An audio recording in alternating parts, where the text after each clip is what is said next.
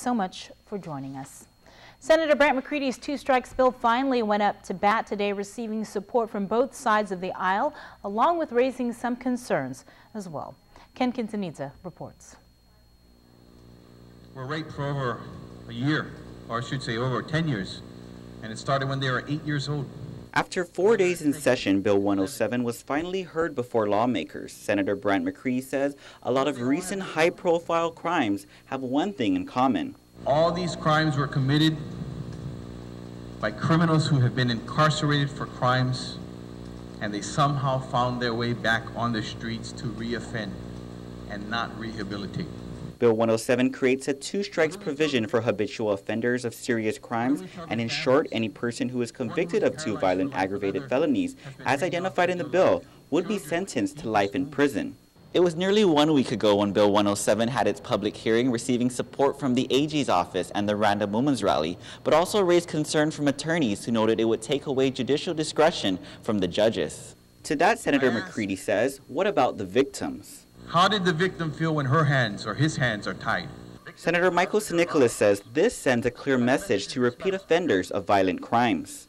This is not a partisan issue. Democrats and Republicans are going to come after you, and they're going to make sure that you stop what you're doing if it means locking you up for the rest of your life. Period. Senator Tommy Morrison says this bill takes a stand against violence and asks lawmakers to do the same. It is obvious what this legislation does. Its spirit is clear, its intent is clear, and it defines with no question what violent crimes we would tolerate in our community. After concern was raised that certain offenses listed in the bill don't fit the punishment, Senator McCready removed 17 offenses, such as negligent burning, burglary, terroristic conduct, and rioting. The bill now only lists 13 offenses, from aggravated murder to criminal sexual conduct in the first and second degree to possession of child pornography.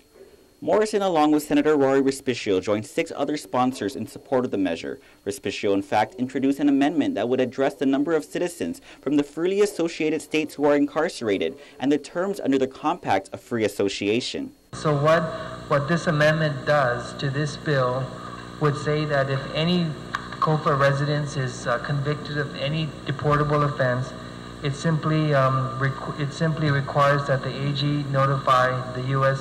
immigration of these individuals and the crimes to which they've been convicted, and then let immigration be the one to move forward and honor the tenets of the Compact Impact. McCready supported the amendment, as did Vice Speaker B.J. Cruz, who even noted he's tried to take similar action before, but was met with challenges.